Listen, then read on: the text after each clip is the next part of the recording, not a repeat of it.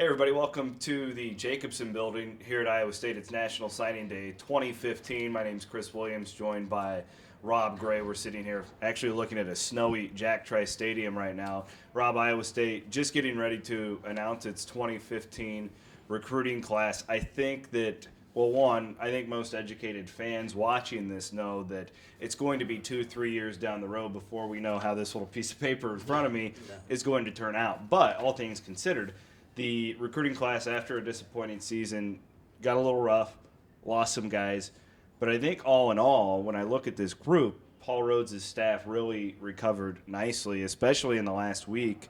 Running back Sheldon Croney and Joshua Thomas, after you lose a guy like Divine Azigbo to Nebraska, these are two guys I think when I'm trying to identify guys who may be able to play right away, I would gravitate towards both of those guys as far as high schoolers go. Sure, from size to production. Yeah. I mean, ready-made bodies, particularly when you talk about Joshua there.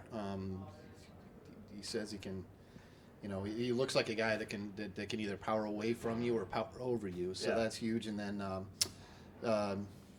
Sheldon, I mean, he put up about 2,400 yards.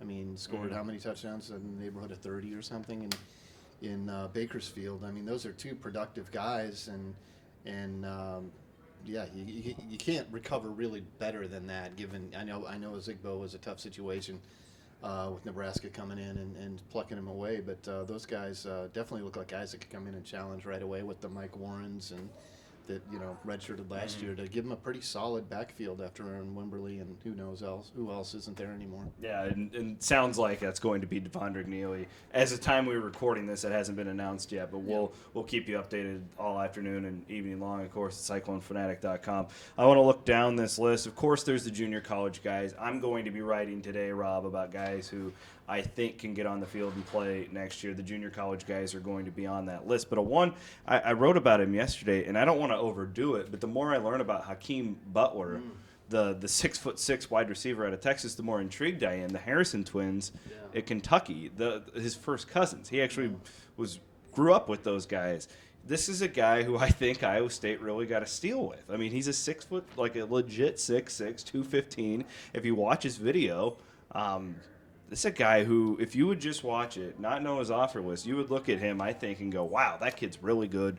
He's got offers from SEC schools. Am I talking this kid up too much at this point in time, considering he really only had offers from Iowa State and Houston? That's what signing day's for, right? Exactly. I mean, I tell you, you look at him, I mean, he looks the part. I mean, athletically, boy, it's kind of scary what it looks like he can do. Trying to imagine that group, with Lazard, we know what he can do with his size and strength.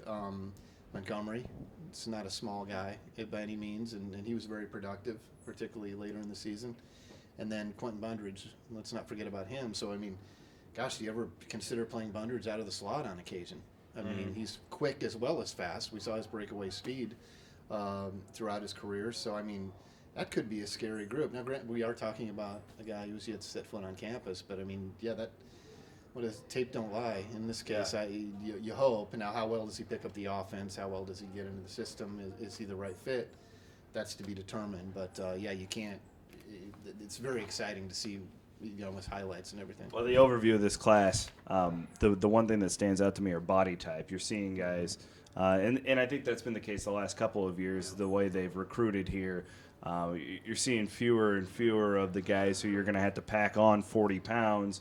A lot of these guys who the development should be easier to get from point A to point B. Before we wrap it up, Rob, anybody here stand out to you? I mean, what's intriguing to you about the 2015 class? I think since we've talked about it so much, the offensive line, the guys, whether it be Scoggins, the JUCO, can he play right with some of the other guys?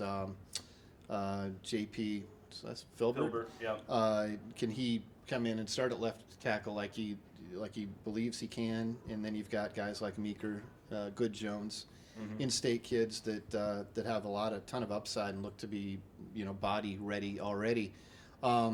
That's to me, if you're going to improve, some of those guys, particularly the JUCOs, have to contribute right away. Where you all get, and I'm not immune, you get impressed by the skill guys big time, but those guys have to be able to get in there and mix it up and kind of dig him out of the hole the past 2 seasons. You go ahead and give us the mature take.